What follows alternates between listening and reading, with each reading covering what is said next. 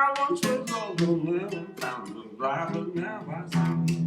Amazing grace, how sweet the sound of Savior is like me. I once was lost, but now I'm found. Was blind, now I see. Ladies and gentlemen, welcome to show 144 with yours truly, the Hippie Pastor. That would be me. I'm very happy to be here. And yes, it's true. I was a sinner of the worst sort, of the worst kind. And Jesus saved me. He sure did. Not religion, not Christianity. Only Jesus. No Christianity. We're rescuing Jesus from the Christian religion here. He has been held hostage for centuries. Allow us to start with the quote of today. The quote of today is say, let's see who can guess. All children are artists. The problem is how to remain an artist once he grows up. All children are artists. The problem is how to remain an artist once he grows up. Pablo Picasso. Bless your soul, Pablo. Thanks for your contributions to the world, to this planet. Thank you. May you be having lots of fun up in the kingdom of love. No playing a harp on a cloud and being good, wearing white tunics. No. Paradise. People walking around half naked. Okay, and beautiful women and beautiful guys for the girls. Ladies and gentlemen, as you may have noticed by the title of this show, yes, I have a pet peeve. It's the Apostle Paul. It's so annoying to me. The Apostle Paul was very annoying to me since the first day I heard from him.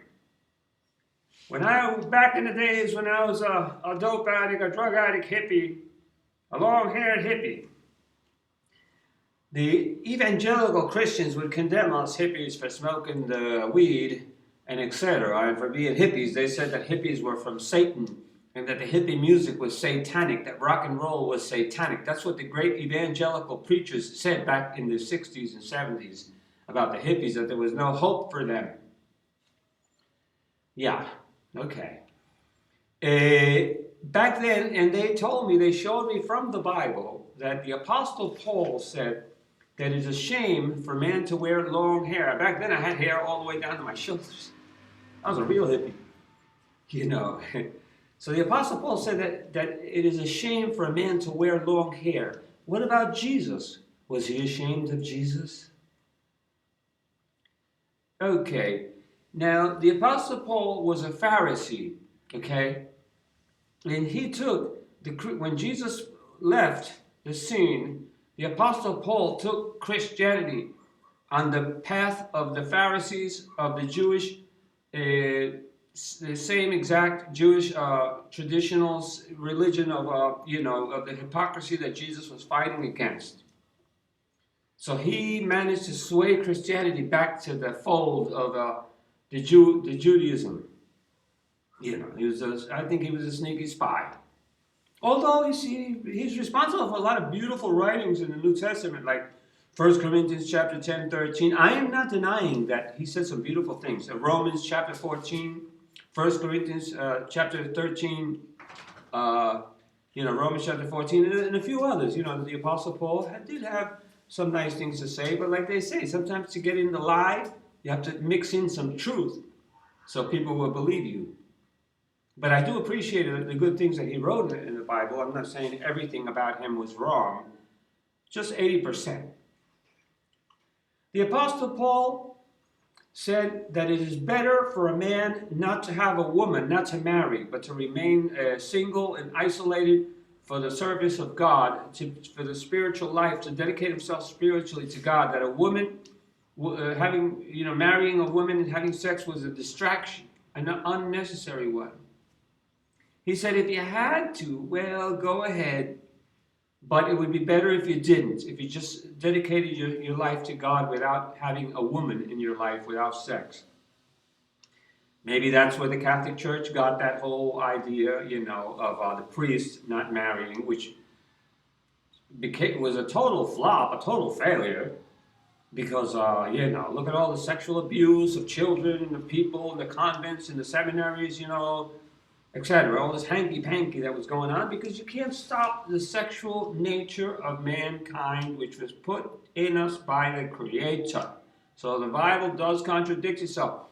And in the Old Testament, God said, it is not good for a man to be alone. I will make him a helpmeet. That was Eve.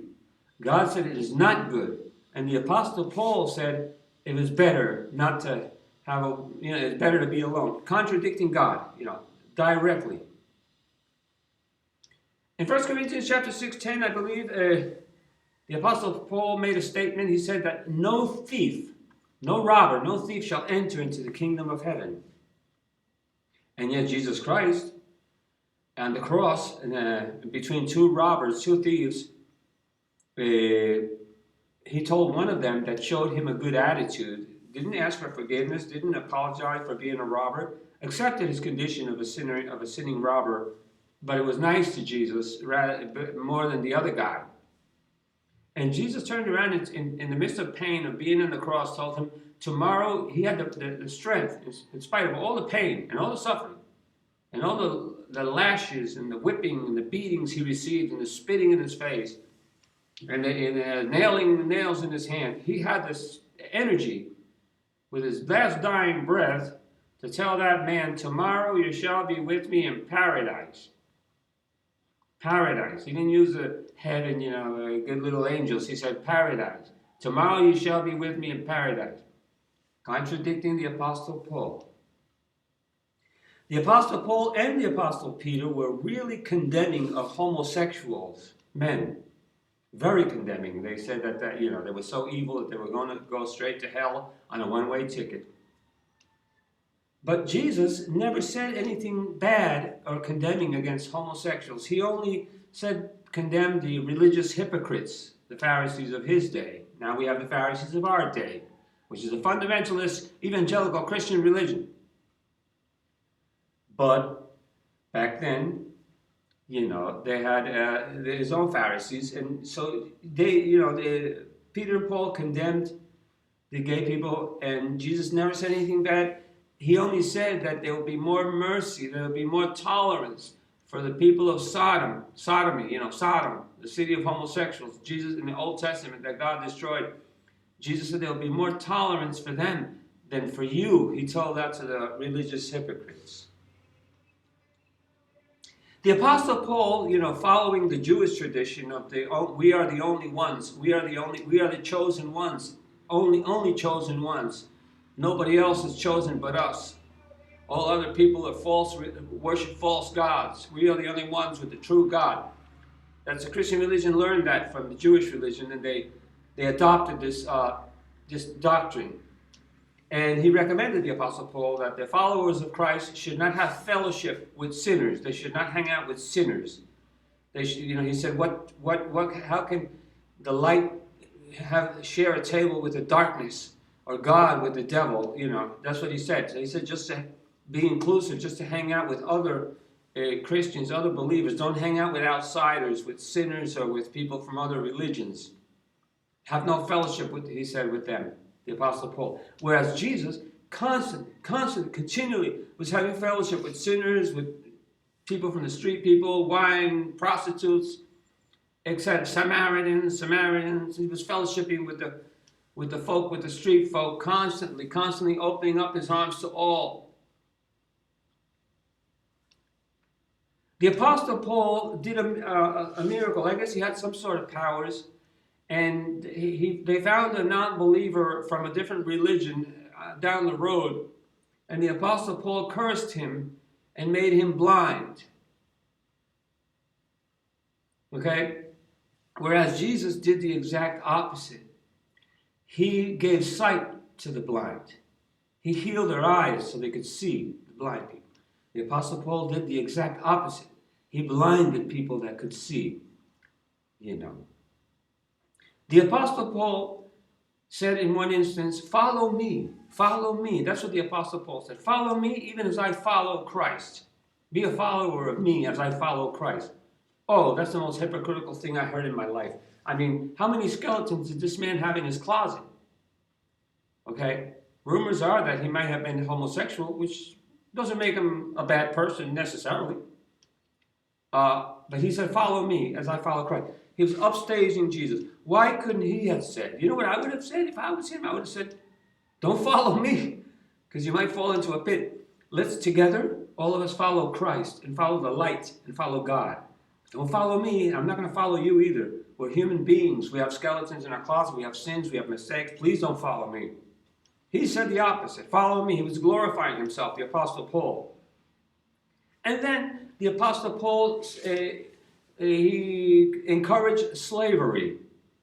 He was for slavery.